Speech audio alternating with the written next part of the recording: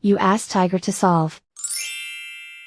This deals with linear equations with one unknown. The final result is y equals 9. Let's solve it step by step.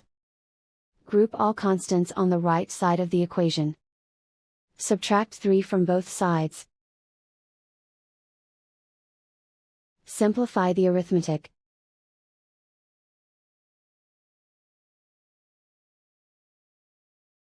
Isolate the y.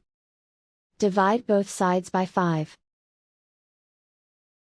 Simplify the fraction. Find the greatest common factor of the numerator and denominator. Factor out and cancel the greatest common factor. And so the final result is y equals 9.